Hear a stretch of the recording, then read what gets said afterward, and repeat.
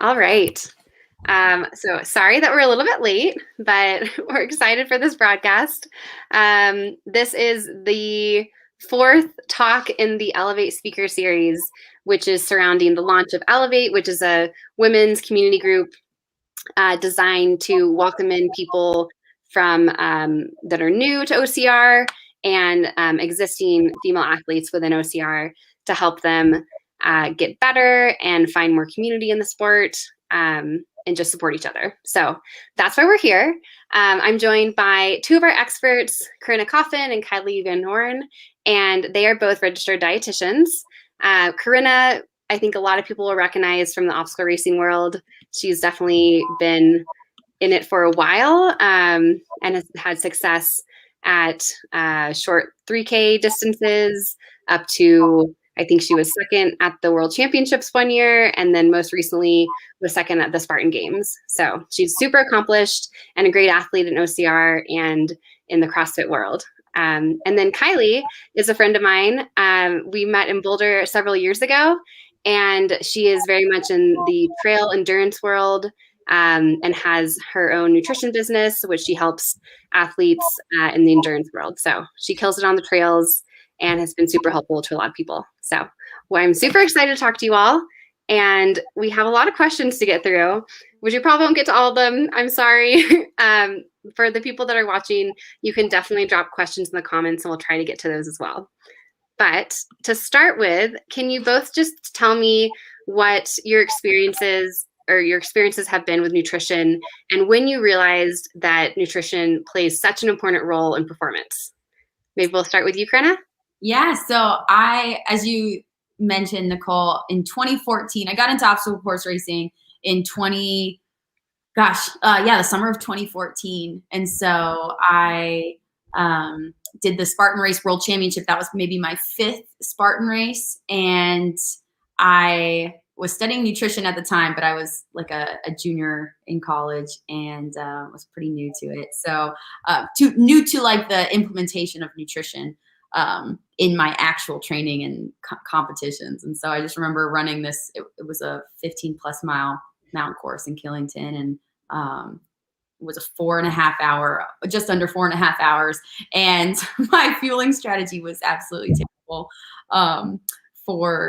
during the race. And I think I look back and just think, I placed second by a little over 2 minutes. And I just think, wow, if I had been better fueled for that event, that I could have certainly, or maybe I could have performed better. I know I really bonked toward the end of the race. And so that was definitely a big moment for me in kind of the connection between, okay, what I'm doing, how I'm fueling during these events are really going to be able to impact my ability to perform. And it made me really want to dial and hone that part in. So just kind of a fun personal experience that I did not start out on a good note with OCR and nutrition, but it's fun to see how far I've come along and helping other people with those same issues and helping gain the knowledge for how to fuel for those races and during those races.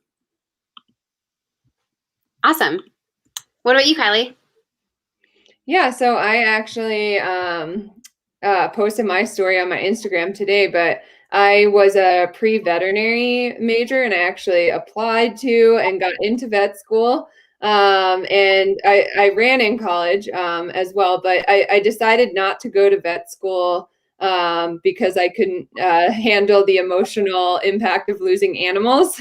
So I decided I took a break for a while and worked for Ironman North America until I decided on nutrition. And I kind of decided on nutrition because endurance sports have given me so much in my life that I wanted to give back to the community and be involved in a career that could impact others and then have an impact on my own performance. And I specifically remember 2010, I was trying to qualify for the Olympic trials in the marathon at the Chicago Marathon. And didn't really pay attention to fueling plan at all. And I definitely bonked hard at mile 20, hit that wall, and missed the trials time. And so if I that impact that had, and then also the impact that in the collegiate world, the underfueling that's present in that world really kind of drove me to get into the nutrition side of things. So both of those things drove me towards sports nutrition, and then also kind of that career change. I wanted to give back to the endurance community. Awesome. Well, let's get into the questions. So the first one, we kind of talked about how before we went live, it's really hard to give specific macro recommendations to athletes. So the question is, what's an appropriate macro ratio for an athlete? And especially, how do you get enough protein? So I don't know if like a better way to answer this might be to explain how an athlete should approach their nutrition and how they should think about combining foods. I can start if you want. Yeah. So normally the way that I approach this is I do take like a balanced approach in regards to meal composition at meals. And so I'd like for people that I'm working with to identify initially where their protein sources are, and kind of having a general idea of, if you are an OCR athlete or an endurance athlete, your protein needs are about 1.6 to 2 times the general population's needs. And so if you need more specific like recommendations on that, working with a sports dietitian or something, they might be able to hone that in on for you. But starting out with maybe like 20 to 30 grams of protein at your meal, and breaking out your meals and kind of breaking the protein, like kind of fitting things into boxes. So really trying to hit maybe a target per meal, and having a visual guide on like what that looks like. And then from there, protein wise, I kind of build around the like the meal in regards to carbohydrates. So I tend to recommend increasing carbohydrates for amount of activity you're doing and maybe intensity of activity that you're doing. And then filling in the other pieces in regards to fruit and vegetable mix, and then making sure you have a fat source. So specific macro wise, it is hard to give really like personalized recommendations because everyone's going to be a different type of athlete and have different needs.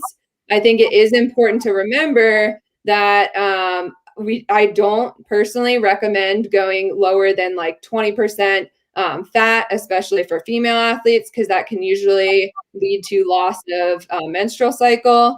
And then carbohydrates too, going lower than 45% of your total daily calories on carbohydrates can sometimes lead to increased injury risk, performance impact, and then hormonal issues. So those are just a few tips. I don't know if you have anything additional, Corinna, or... Yeah, I mean, I like your approach because I agree. I think that even if we did have a specific either macronutrient percentage breakdown or specific targets for, individuals, I work with a lot of individuals who, that number or having a target like that would do no good for them, essentially, because what I really like to work on with individuals is how they break that down over the course of the day in terms of meals and snacks. So, having an arbitrary protein goal or even like a daily target to hit doesn't do a whole lot for them in terms of how to space that out. So yeah, the 20 to 30 grams is really important.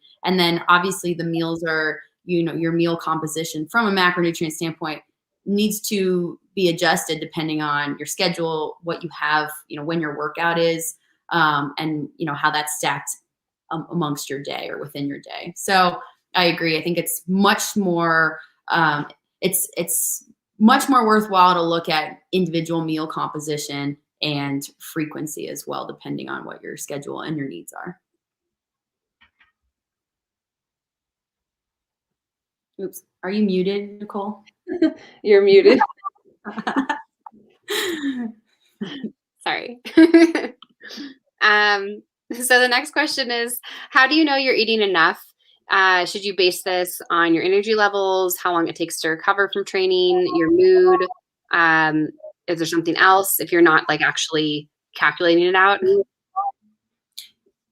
I mean, yeah, I'll I'll start first, but I think for sure, like your energy levels is definitely something to pay attention to. Energy levels, but also like your performance. A lot of times for me, that's immediate feedback. If I feel like I'm not recovering well from a previous day, the soreness for sure, but then also just the muscular fatigue can be a really big signal. Obviously, that once that hits you, that can also be, you know, you can be a couple days deep into being under fueled. And so, you know, staying on top of it can be helpful.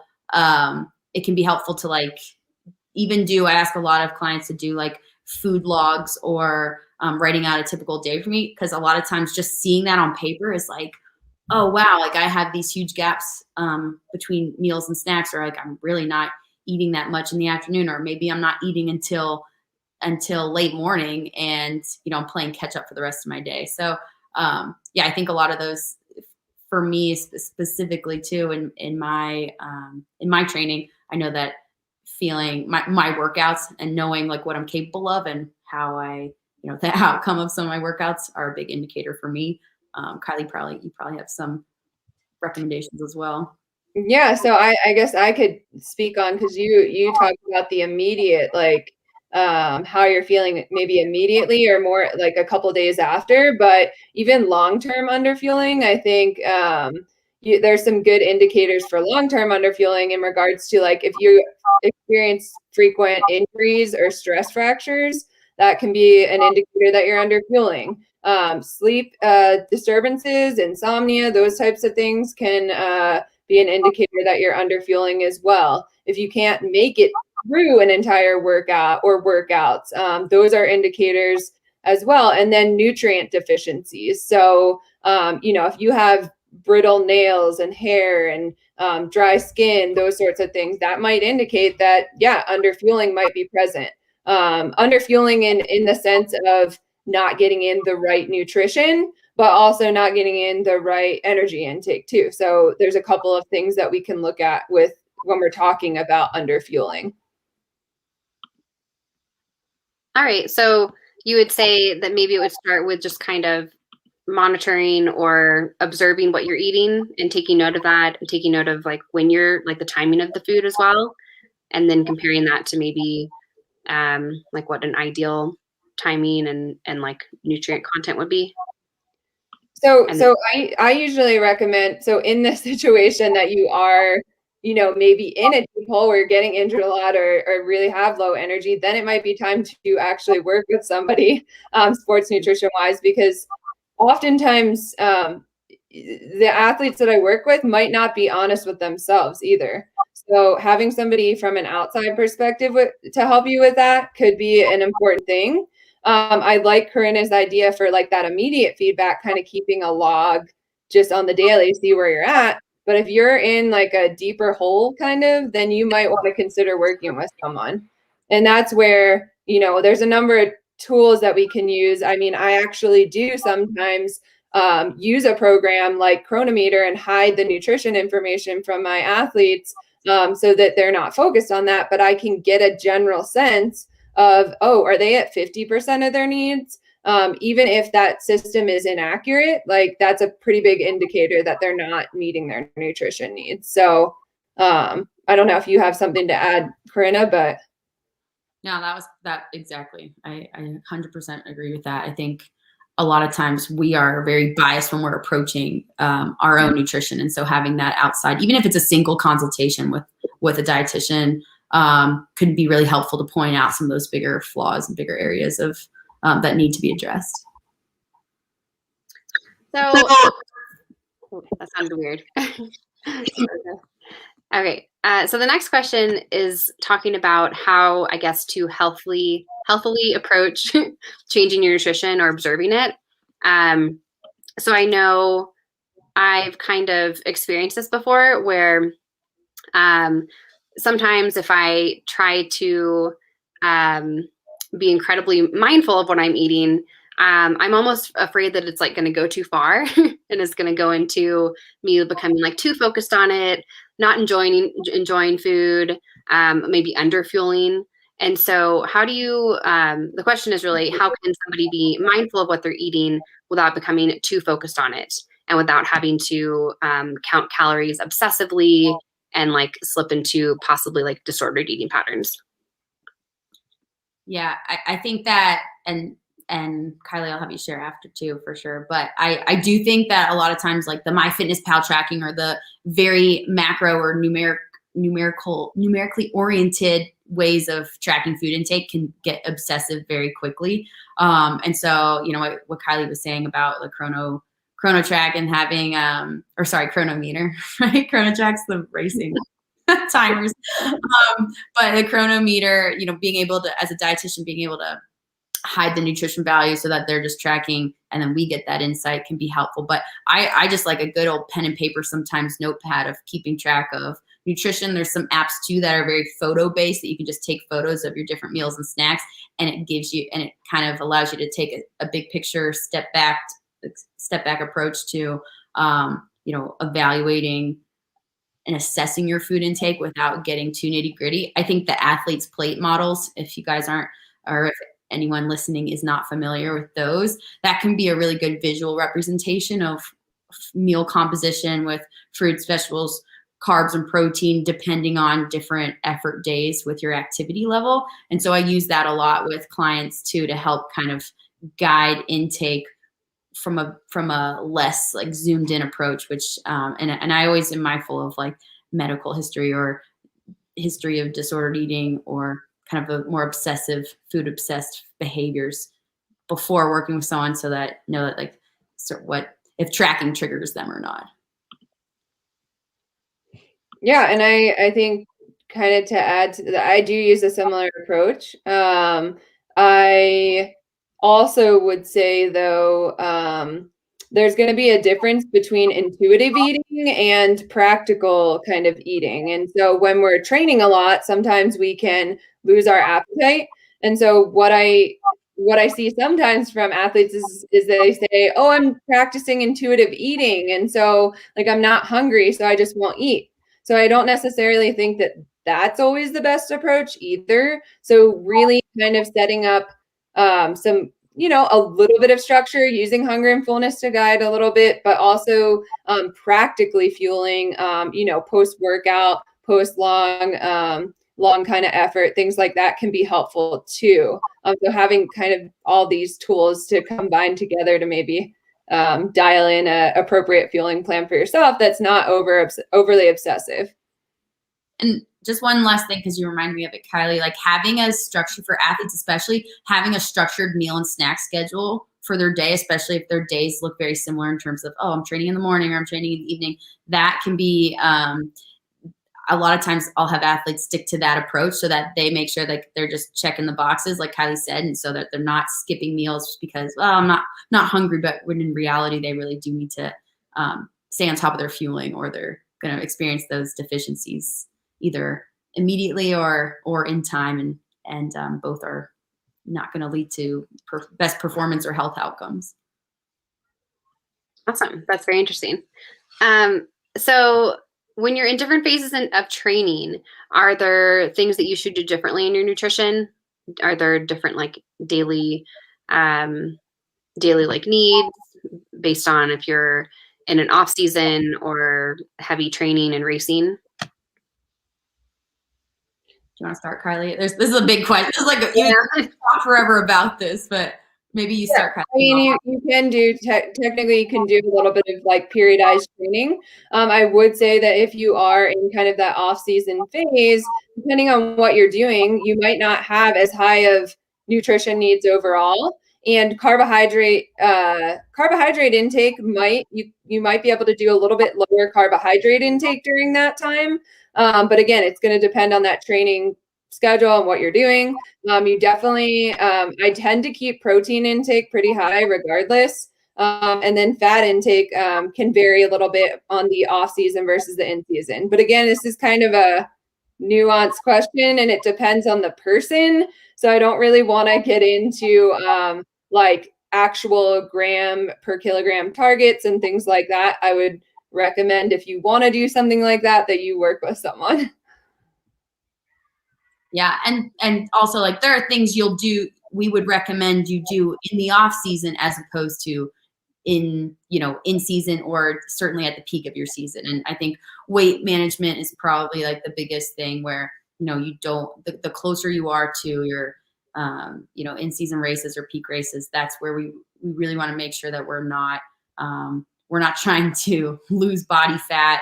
I mean, aside from, I know as we get further into our race season, sometimes that tends to just happen naturally because workload volume increases. But beyond that, if people are intentionally trying to change their body composition or lose weight, lose fat, like there's certainly times that we could focus more on that, and then times where that you can't try to have optimal performance and trying to be in a deficit to experiencing type of major fat loss. So get that question a lot too, and it really depends on there's a person's schedule. And Kylie, you said before that if you have more intensity or volume, you might need to increase your carbohydrate intake. Is that correct? Yeah. Okay. You're typically using more carbohydrate at higher intensity, the higher intensity that you're going. All right. Next question is, someone says, I always have to go to the bathroom on long runs. Are there any tips for this?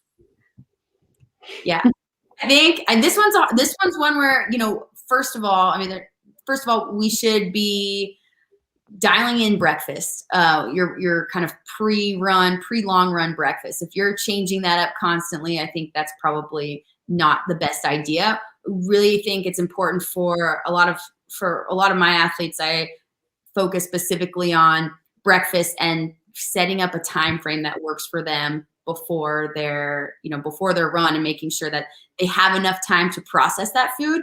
We want to focus on low fiber options as well, to help minimize those issues. But at the same time, if you're eating an hour and a half before your long run, you're not really giving yourself time to digest and use the restroom before starting that run. And so I think breakfast, like staying consistent with your breakfast, knowing what your body can tolerate. So, if you're experiencing the same problems every single day you're doing a long run, then it's probably worthwhile addressing those types of foods and maybe switching to a different type of carbohydrate in particular, and assessing the fiber content as well.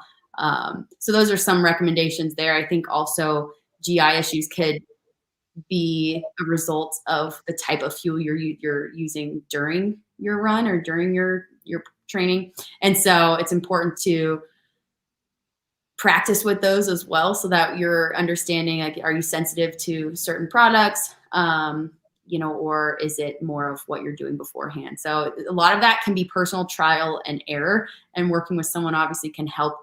We can help determine what those factors might be if someone's like, I have no idea. But I think there's two components, right? The breakfast beforehand and the fueling during. So Kylie, I'm sure you have some ideas too.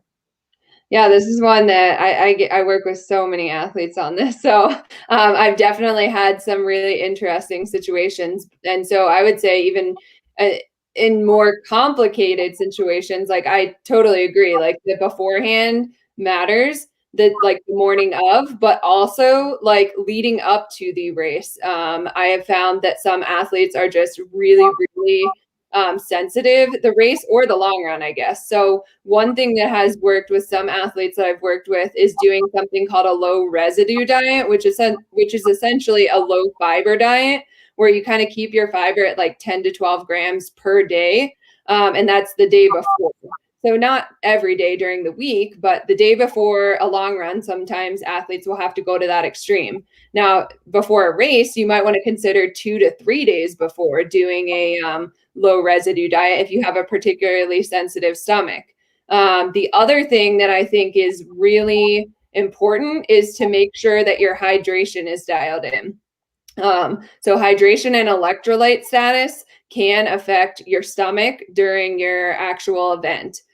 So making sure that I usually recommend doing a little bit of an electrolyte supplement the day before. I make sure that people are doing a pretty regular fueling fluid schedule intake the day before. And then the morning of too, making sure that with that like breakfast that you have dialed in, making sure you have some fluid and maybe a little bit of electrolyte as well.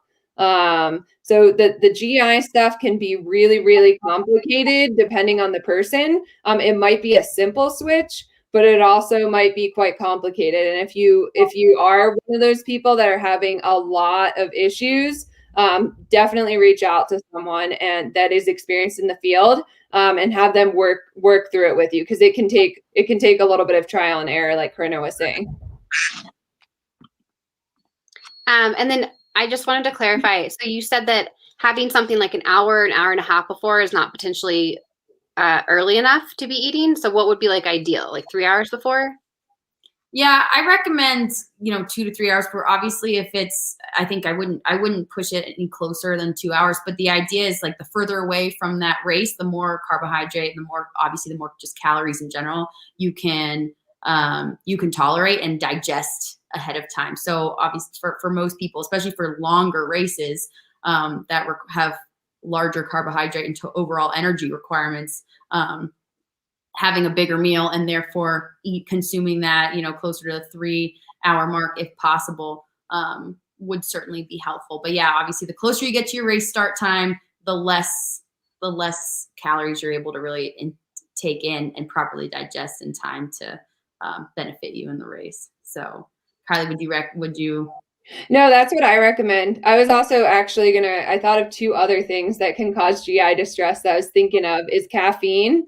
And so if you are sensitive to caffeine, you need to determine like, can I handle caffeine, or is this something that I really can't handle and is causing me GI distress? And then NSAIDs, so taking like Advil and things like that, can cause like some definite GI bleeding and distress. And so being aware of like something like that versus even like food or hydration. So I want to point those out. But yeah, the timing, I usually say 1 to 3 hours beforehand, especially for the amount of intake that I recommend for longer stuff. So things that are over 2 to 3 hours, I recommend 500 to 700 calories beforehand. So you don't want to be eating that an hour beforehand. And what would you say to the athlete that they wake up 3 hours before the race and they're just too nervous to eat? They have no appetite. It's like work to get food down. Is there anything for them, or just like they need to suck it up and eat something?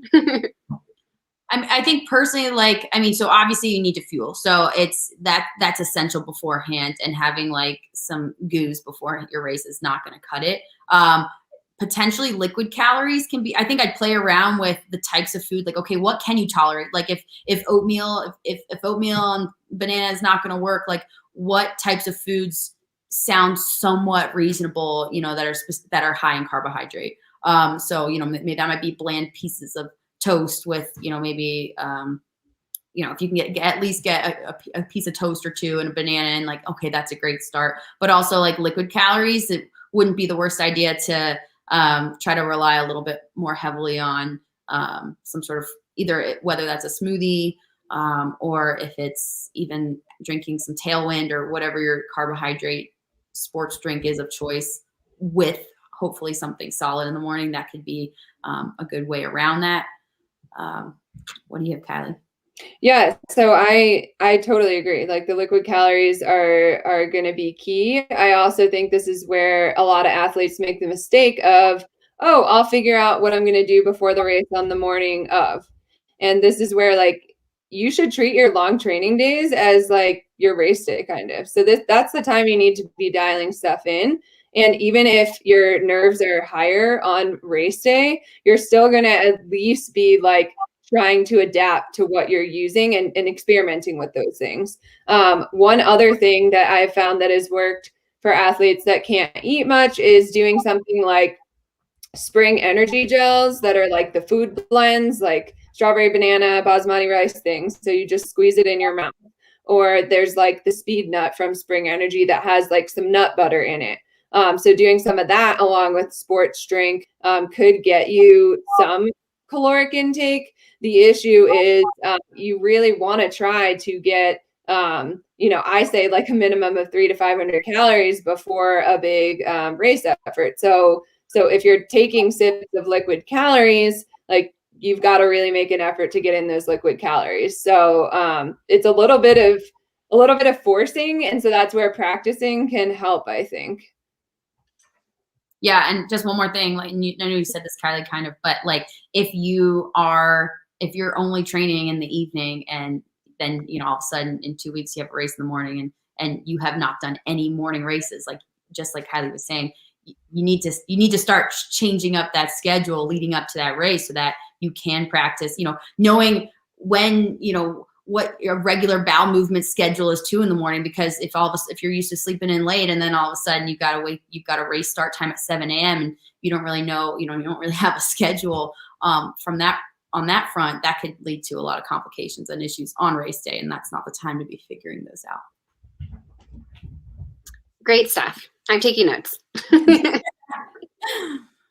Okay, so we're moving into the racing topics now. We've already touched on it a little bit, but in the days leading up to a race, is there something that athletes should be focusing on more? Is there a different nutrition composition that they're looking for? And does it depend also on what race type they're doing?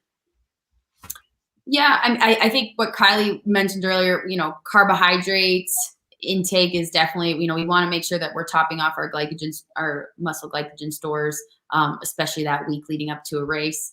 As Kylie mentioned, the fiber is a really big thing to focus on for the week, but more like, the couple days out from the race, and making sure that, we're not, if we're usually trying to get, a certain amount of fiber, we may have to make adjustments and decrease that, the couple days, or at least a day leading out. But yeah, obviously if you have, just taking a more recent example with clients, those who were running the trifecta this past weekend in Montana, if they're racing a beast on Saturday and then a sprint and a super on Sunday, their week of intake is certainly going to look different than if they have, a 5K on Saturday and that's it. So obviously the needs and the preparation in terms of topping off glycogen stores, we're going to tap a lot more into those with longer bouts of activity. And so certainly it will certainly increase carbohydrates leading up to that. Hydration is important too. So I'd say like carbohydrates, fiber, and hydration are probably the three biggest things that change up on, race week.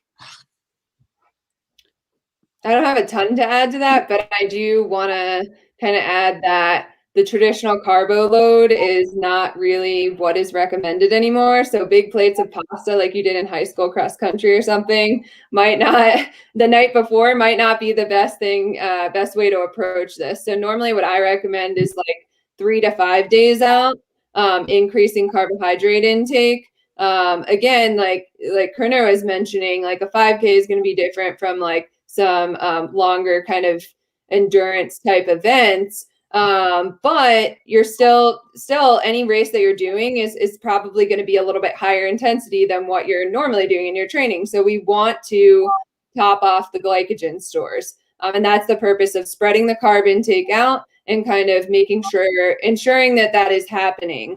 The week of the race is not the time to be, you shouldn't really be focusing on weight loss anyways during that time, but like weight loss, body comp changes, you need to be eating for your needs. I would actually err on the side of, have an extra snack or something to make sure that you're prepared.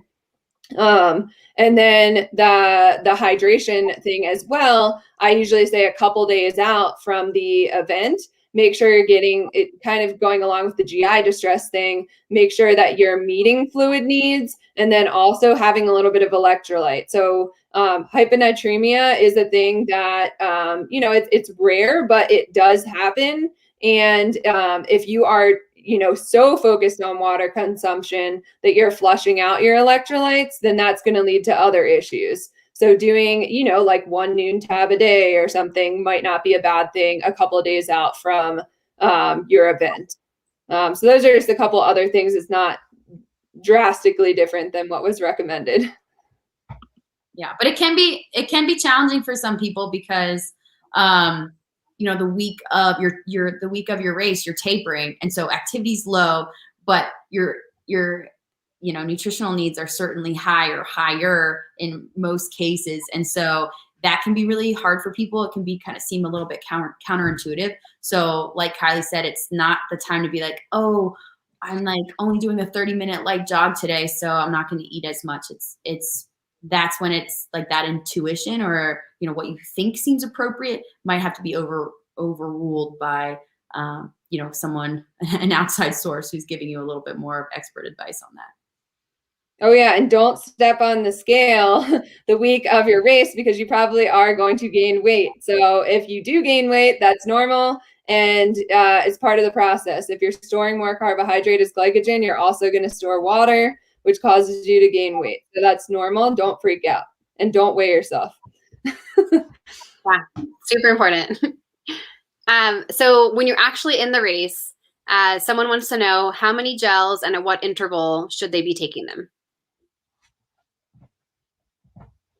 I think this is going to be individualized. So again, everything's. We'll say, do you want to say for so in OCR, the typical distances are that you would need gels for. I'm assuming I don't take gels for anything under 10K in racing, and anything under an hour. But so for like the 10K and for the half marathon distance and the ultras in Spartan racing, for instance. Yeah, when you start. Oh, go ahead. Sorry. No, you're good. I was just going to say, for obviously the timing, you know, the duration is going to play a key factor, is going to be a key factor in, you know, if you take anything in the first place, and then how much to take. So yeah, if it's something like, it's going to, and, you know, obviously a 10K for you, Nicole, is like, you don't fuel for 10K, but someone else who's doing a 10K that would take them much longer than an hour or 50 minutes is going, you know, it's going to be different. So obviously, like, those blanket recommendations from distance-based approach is not going to be helpful for this. But yeah, I mean, once we're starting to look over, you know, 75 minutes or even a hard hour of pushing, that's where it can be helpful to fuel with carbohydrates in general. You know, I think in terms of recommendations, a lot of the male-oriented research, at least, is very carbohydrate based, in like the 30 to 60 grams of carbs per hour in terms of like a general recommendation. But I know that more research, and Dr. Stacy Sims, who's you know, been circulating the media these days about female recommendations. She has more of a general like calorie approach for women during per hour. And so I don't know if, Kylie, you like to focus more on that. But I think the important part is if you are aiming for a certain amount, like let's say just, you know, 45 grams of carbohydrates, trying to focus on hydration and fueling, depending on how long the race is, are two very important things. And so a lot of times I'll recommend, you know, a carbohydrate electrolyte drink mix, so that an individual can be hydrating and getting calories in at the same time. So I often recommend a liquid calorie fuel source. And then most gels are, you know, about 20 to 25 or 30 grams of carbohydrates. And so spreading those out can be helpful, because what you don't want is to take in all your calories for the hour all at once. And then that's a pretty good overload on your GI tract. So if we're trying to, you know, spacing those out, you know, whether it's every 20 to 30 minutes is sometimes a good recommendation. And as you're hydrating over the course of the hour, maybe you're getting, you know, 5 to 10 grams of carbohydrates spaced throughout, which can be helpful to not just overload our body all at once. So like when I run with my gel for like 30 minutes and I'm like kind of sipping on it, it's like better. Yeah, I certainly think that's a better approach. You know, but you know, some people take the gels and then they don't have any hydration with that too. And I think making sure that if you're able to hydrate or time up your gel consumption with an aid station or upcoming aid station, so that you can kind of dilute a lot of those sugars, so it's not hitting your GI tract all at once, can be a good strategy. But the important part, at least in my opinion, is to, you know, if your race is 3 hours long, it's really important to take that first hour very seriously, you know, because if you're trying to, you can't wait an hour and then try to play catch up with your fueling strategy. That has to start. If you have a long race and several hours long, you need to start that fueling strategy in that first hour, so like you might be 25 minutes into a race and be like, yeah, I'm not hungry. I feel great. I want to keep going. But it's really important to stay on top of your nutrition early so that you don't hit that wall at the end. And when you hit that wall, there's no coming back from it. Even by having as much nutrition on you as possible, like it's not going to make up for having gone through a lot of those glycogen stores earlier on. So, yeah, Kylie, do you want to add to that? Yeah, so I do agree with you on the time that you're out there. That's really going to determine recommendation wise what I kind of work with people on. And I think it's really important to. I usually say there's like 3 keys to enter long workout fueling. So the fluids per hour, the electrolytes per hour, and then the calories per hour, whether that's coming from carbohydrate or a mixed source of carb and protein. Mostly I'm focusing on, especially things under 3 hours in duration, I'm focusing on carbohydrates because typically you're going to be going at a higher percentage of your VO2 max, which you're going to be utilizing carbohydrates for. Once you get over that point, then you can maybe add in a little bit of protein to kind of help prevent muscle protein breakdown. Being careful with fat sources as well. So I know some athletes are like, oh yeah, I'm going to use fat, like I'm going to use gels that have like 20 grams of fat in them. And you really need to be careful with that. Number one, fats are processed slower, produce energy slower. And number two, it can cause GI distress. So really being aware of the gels and things that you're choosing to have. But then also with the hydration mix, making sure that there is some kind of like sodium in there to help. So sodium actually plays a role at getting sugars through the small intestine at a quick rate. So making sure that you do have some electrolyte in there and not just saying, oh, I'm just going to take water. So there's a lot of considerations that you want to try to maybe take into account when you're building your inter-run or OCR like fuel plan. And then going back to that pre-long workout, pre-race nutrition is really important as well. So dialing that in and starting to fuel often and early, kind of like what Corinna was saying, I think is really important because you're trying to preserve the glycogen stores longer. So if you're not fueling the first hour, you are utilizing your glycogen stores. And so the idea is to actually preserve those longer. And then you're taking in some bits of exogenous like calories, carbohydrates. And I, Nicole, to your credit, I call that the like calorie carbohydrate IV drip of like gel or sports nutrition product. So I do that myself in races where I'll just do like small little hits of gel or sports nutrition product versus doing like that big hit of something. So I remember at the Spartan Games during the 6-hour ultra, I was just like eating honey stinger juice. Like I probably had one every couple of minutes, and I was just going like, because those kind of take some energy to chew through, especially as you're going. And those were the only thing that were tasting good at the moment. And I just had a continuous because there's 12, like maybe 12 pieces in a honey stinger baggie. And so, the gels or the cheese, like the little, exactly. So I just remember just doing one at a time, like spread out over the course of 30 minutes or so. So I'm going to pull this question in real quick. Can you tell us how much water with like a standard gel is like recommended? I know that gels are different, but yeah, I don't know, Kylie, you might be able to speak to this better. I mean, I think it's certainly helpful to, if you have water on you, I think you can play that. Like if you're waiting at an aid station in a quick race too, like you might have the maximum amount of water you can have is just one of those, maybe one or two of those. So I don't know that there's a specific, I know it's dependent on like, the Spring Energy that have a little bit more of like smoothie-like consistency don't necessarily need water to flush that down, but something like really concentrated form of a gel will need some. But Kylie, I don't know. Do you know any, like, do you have any recommendations? No, I typically just, I mean, if you've got your fluids and electrolytes dialed in for a per hour target, and then you're taking in nutrition as well, and you decide that you're going to take in water with that sports nutrition product, gel, whatever, then I usually like kind of work backwards. Okay, like maybe 2 to 3 ounces if your target is 12 ounces an hour or something. You kind of work.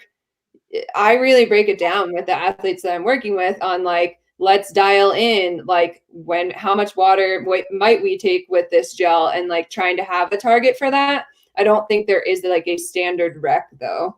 I think it's kind of like dependent on what you're doing for the full fueling plan.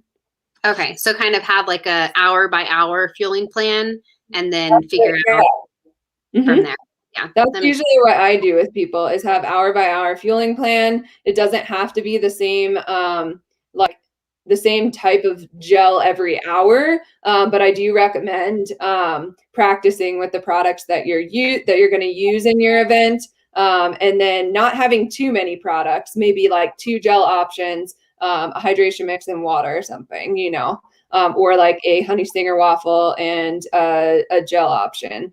For ultra endurance events, I'll then like work with people on how to incorporate food options as well, in case they like have sensitive stomachs or experience like sweet fatigue or something. If you're out there for 6 hours, like you might not want to keep having gels. So what are some other options, and trying to like incorporate those too, but practicing. So yeah, definitely.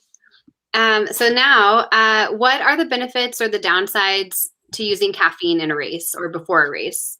I know we touched on this briefly, that sometimes caffeine can be an irritant. And so someone with like a GI issue might want to like avoid caffeine before a race or during.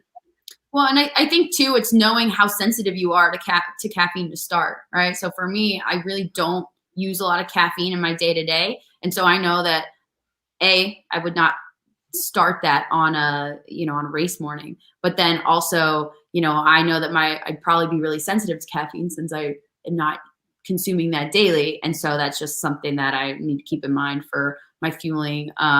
There's most products, a lot of, single serving gels or chew blocks that I've seen are kind of 35 milligrams per serving. And so you're certainly going to be safe with having one or two of those. It's really dependent on sensitivity and body weight. There's recommendations for milligrams per kilogram over the course of an hour, or over the course of like what's recommended in a meal or pre-race.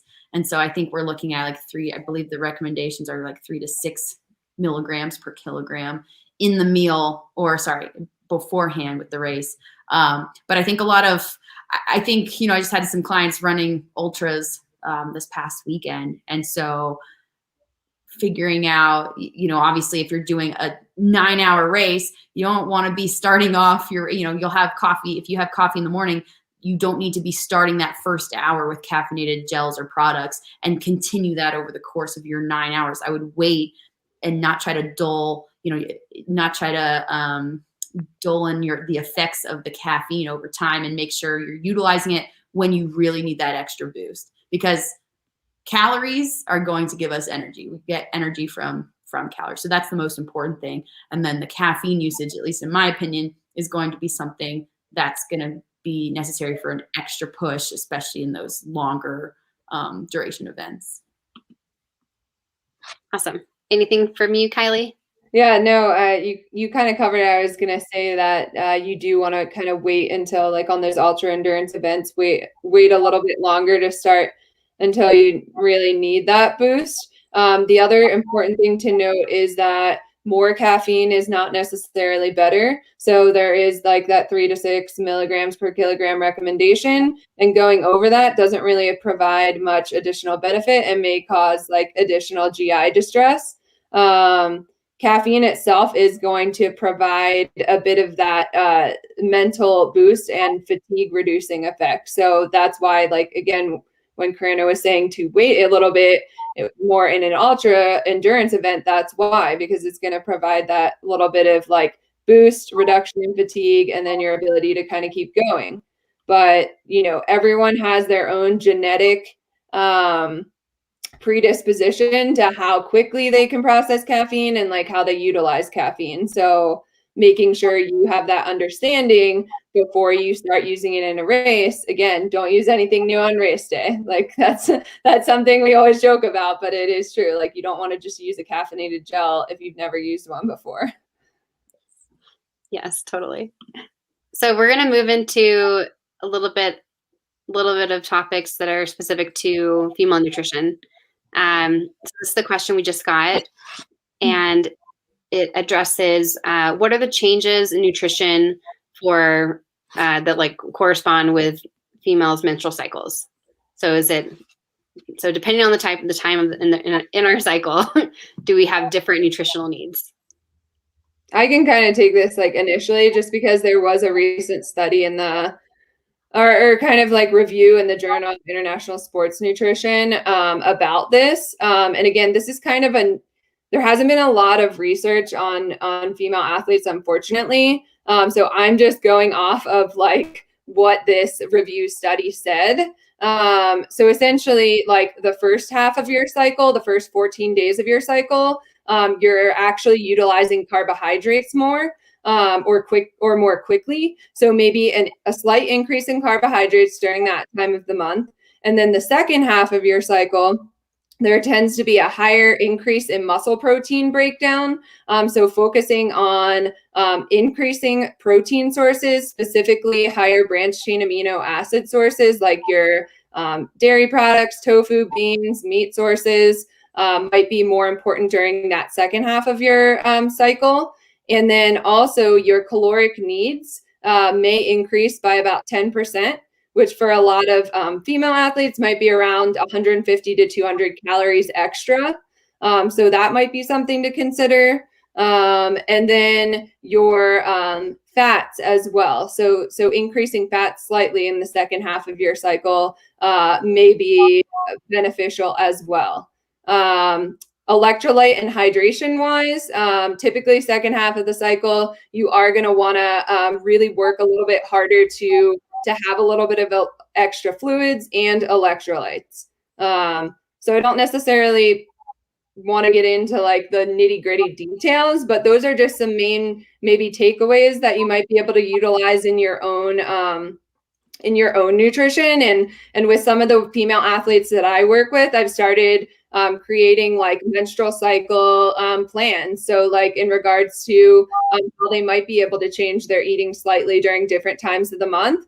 I might have them track their cycle and see if there's any patterning. And then maybe we can make some adjustments nutrition wise. So you can find that study online, though, the one that I was mentioning that's in the Journal of International Sports Nutrition. And you can look that up and see some more of the like detailed specifics if you want to look into that. It was released earlier this year. That's awesome. Corinna, do you have anything to add to that?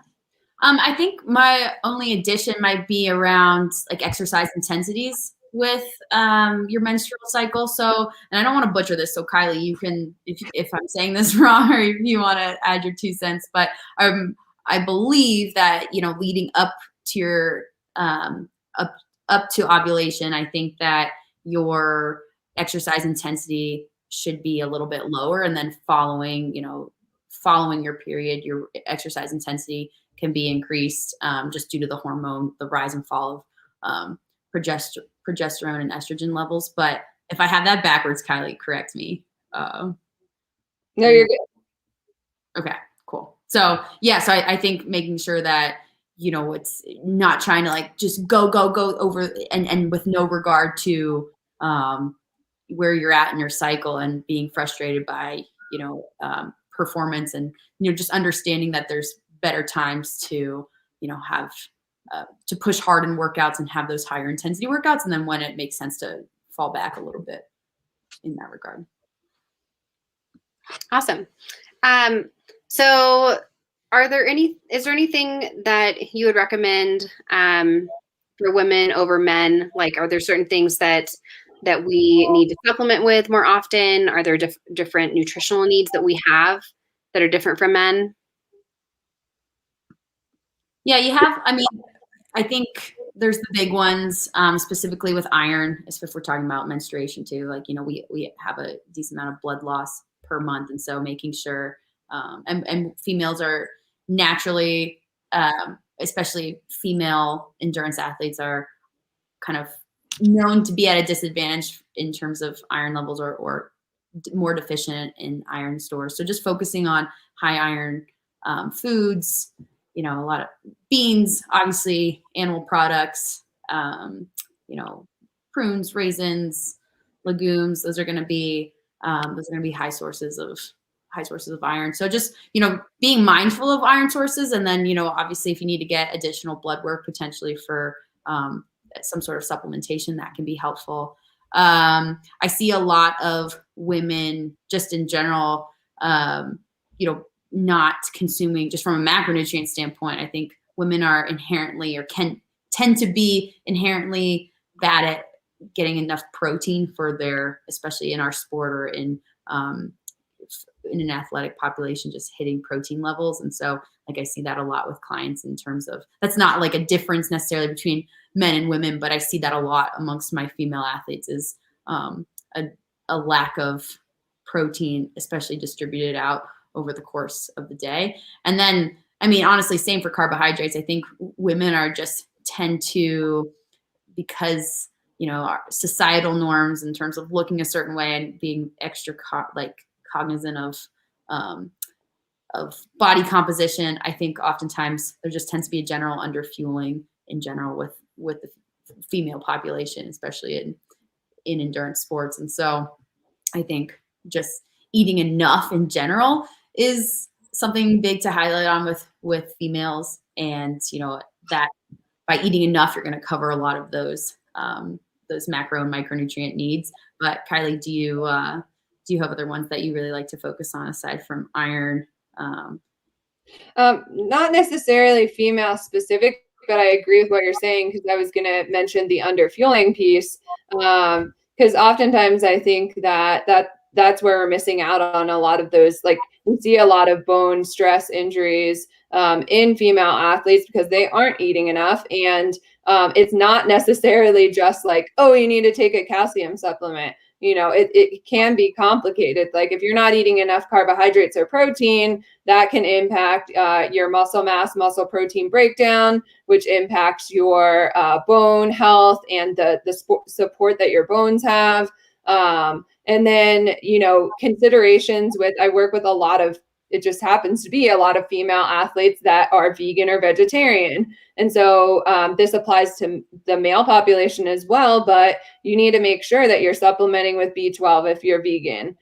You also need to be aware of what plant-based sources of calcium, magnesium, et cetera, that you're getting in.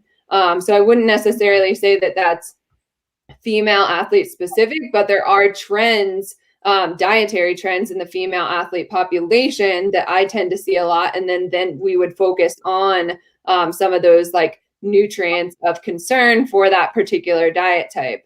And then in regards to iron, I just wanted to add another piece to that when you're getting if you're suspicious that your iron is low and you go to get a lab test done, your traditional lab might say that you're actually within normal levels for your ferritin. But for female athletes, we do know that we kind of want that to be a little bit higher. So I tend to recommend over 30 as the number or result for ferritin, rather than maybe 10 to 12 that might be normal on the lab test. So being aware of like what those needs are for a female athlete versus maybe the general population, I think is really important when we're looking at those sorts of things as well. Other than that, yeah, that's just a kind of a side note. It wasn't, I guess, female specific, but trends in the female athlete population that then I tend to focus on nutrient wise. And what about certain diets or nutrition trends, nutrition practices? Are there certain ones that are not recommended for women, or maybe women should be like a little bit more hesitant to dive into, or yeah, is there anything? Well, and we were talking about this beforehand. I know, but like a lot of going along with the underfueling, I think, you know, the intermittent fasting trend is, or intermittent fasting is very trendy right now. And when, especially with our female athletes, when they're already, we already see a lot of underfueling as it is in that population, adding a time restriction in which, you know, to eat your meals can add additional barriers to getting enough fuel. And so I think Kylie and I are very much in alignment with that, especially with an athletic population. And I was going to say one more thing about that, but I'm blanking. Yeah, I mean, I think, yeah, I lost my train of thought. But I think especially we see that especially with females. But oh yeah, if you're training in the morning and your eating window, let's say, even if it's a 12-hour eating window, and it's like, okay, well, I'm going to eat from like 9 a.m. to 9 p.m. That's my time restricted eating window. If your workout's at 7 a.m. and you 7 to 8 a.m. or even like, let's say 6 to 7:30, and then you're not choosing to eat because your time restricted eating window doesn't start for another hour and a half, 2 hours, you're missing out on an incredible opportunity for post workout recovery. But also a lot of times I certainly recommend fueling before workouts, especially with higher intensities.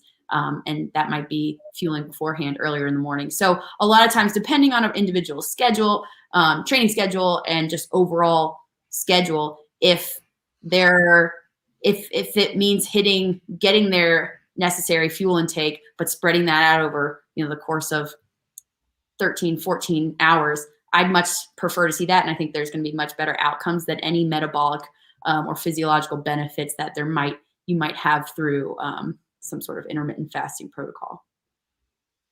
Yeah, and I'm gonna back that up for sure, because especially when we look at something like protein intake, I mean, spreading that out throughout your day is going to maximize muscle protein synthesis and recovery. The other thing to consider is there has been some recent research that's come out that has shown that fasted workouts for female athletes may lead to increased bone breakdown. And so that's not what we're trying to achieve as well. And so it's not that necessarily, you know, some people might be able to do low carb, high fat or intermittent fasting, but for the majority of the population, the athletic population, those risks, again, outweigh the benefits. And so that's why, you know, Corinna and I are both, and I'm sure a lot of other sports dietitians are kind of focused more on that balanced eating approach, getting in regular nutrition, getting in balanced nutrition. Awesome. So I have a question. I need to find it. Okay, so we have one on, before we move on, this one I'm going to pull in real quick. Do you have any suggestions for women that are over 40 in regards to macro or calorie changes when they're getting close to menopause? And I know that's pretty specific, so we may not have an answer. A great one. A couple of things come to mind, like just kind of general, not quite as specific as maybe this person wants to go, but as we get older, typically our metabolism does slow down a little bit. It is kind of hard to predict what level your metabolism is slowing down, though, unless you are to go get like a metabolic cart reading done at some kind of like university or center. You can certainly do that if you really want to dial in like the calorie specifics on that. But yes, typically your metabolism is going to slow. The other thing is that muscle protein breakdown does tend to increase as we get older. And so you are going to want to focus on getting high quality protein sources, so high branched chain amino acid sources. Timing becomes important, I would say, like post-workout. That post-workout recovery window for like older females, I would say, is almost more important. And then, you know, just meeting protein needs as well. And so those are kind of like the things that come to mind. Then there's like other little things like calcium, magnesium requirements, etc. But I think that's where every person, again, it's going to be more individualized. You might want to work with someone on like a custom, like tailored plan that might work best for you. And I'll add to that, like one thing that, if your metabolic rate is slowing as a result of approaching menopause, I always like to emphasize carbohydrates certainly around the workouts, pre and post, and maybe it's not as important to have quite as much carbohydrate in, the meals later, further away from that period of time, that you're training. But a lot of my clients who are within that age range are oftentimes skip the post-workout, recovery altogether, or go into their workouts fasted. And really that's, and they experience a lot of cravings later on in the day and end up overeating. So I think really focusing on calories and carbohydrate pre and post workout, or around leading up to the workout and afterwards. And then, being more mindful of higher fiber, more nutrient dense and slightly lower calorie food options to kind of, to support that lower metabolic rate, that slowed metabolic rate during that time frame. Awesome. Okay, so we're going to wrap up pretty soon here. If anyone has any other questions, please put them in the comments. But this next one is, how do you figure out a balance between losing a little extra weight and staying well-fueled for performance? Is it possible? Is it kind of like two opposing goals?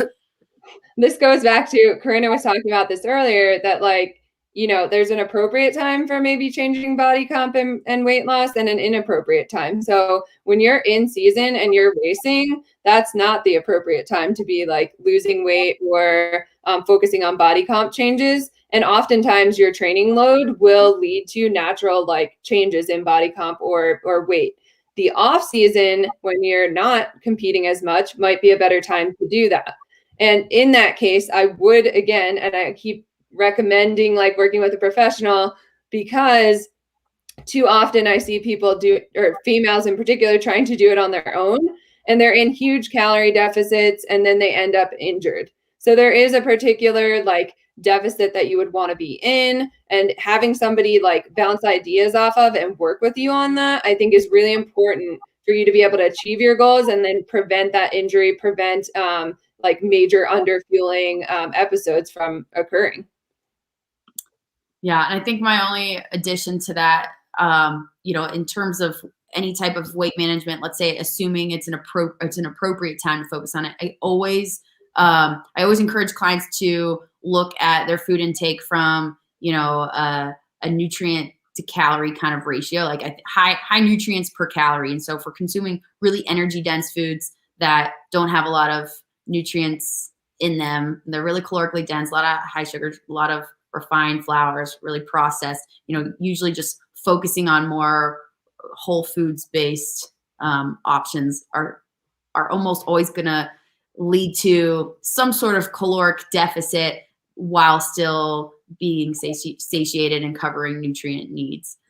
So again, like that is not necessarily the time in season to be focusing on that. Obviously, sports nutrition products have their time and place, specifically in heavy training or leading up to races and around that time. So that's not like a blanket approach for all the time. But I do think that there's ways to approach weight management and creating caloric deficits without feeling hungry all the time and feeling like it's constantly a calorie watch where you just have to like have tiny portions and be miserable and hangry all the time. That's awesome. Really great suggestions. Okay, so final question for both of you. What are your favorite things to eat? And also, when is your next race? I know Corinna's. You go first, Kylie. Oh, great. I'm like, I was going to say you should go first. Because I honestly have no races lined up right now. Because last year I cracked my metatarsal when I was running on trails. I kicked a rock and it cracked. So I've been coming back from that. And I'm hoping to jump in a few trail races this summer. But in regards to what I like to eat, I would say my favorite foods are avocado toast. And I like to load it up with eggs and then balsamic and red pepper flakes on the top. And then I also really like peanut butter. That's like a staple. I have to have a lot of like nut butters around. Awesome. Yeah, I like, well, I guess race-wise, yeah, I'll be joining Nicole next weekend in Jacksonville for the Hildervaart. That should be exciting. Are you gonna do DecaFit before then? I'm not gonna do that. Okay. No, I'll be traveling elsewhere for that. Yeah. But yeah, no, so I'm excited for that. I'm really looking forward to racing in that kind of style form, short course, a lot of obstacles, fast on the sand. So I'm excited for that. And in terms of food, I love PB&Js. Like I was just like, that's kind of so simple. I think I could live off of PB&Js if I had to. I'm also like, I love cheese. I'm a grilled cheese fan. I like mac and cheese. I make a pretty good like nutritional yeast, a little bit of cheese, coconut milk, kind of like curry style mac and cheese, which is really good too. So that's on my mind right now. I'm hungry right now. So I'm like, what would I eat right now? Yeah, it's time to go eat. Peanut butter and jelly is kind of my favorite too, but I always do sunflower butter or like almond butter. I like doing peanut butter, a little bit of jam, and then loading it up with berries, like strawberries and pumpkin. That sounds awesome. Great. Well, where can people connect with you if they want to work with you as a nutritionist, and where can they follow you? Go ahead, Corinne. I think I'm probably most active on social media, on Instagram as my social media. So CS Coffin 13 on social media. And then I have a website, the rdathlete.com, and that's a great way to get in touch with me. If you message me on there or send an email through their contact form, it will go to my email and I will get back to you on that. So. And mine is Fly Nutrition 3 on Instagram, and then flynutrition.org as the website. And then I have a Facebook community just for endurance athletes. It's like the Fly Nutrition Endurance Sports Nutrition community. So you can join there too. And we have a lot of good discussion on like product usage, like questions that people have, and so trying to get people engaged there. Awesome. And then you can also find articles and contact both Kylie and Corinna on Elevate too. So that is all I have for you guys. Thank you so much for joining. Thanks, Nicole. Thanks for having us. And thanks everyone for tuning in. Appreciate it. Bye, guys. Bye.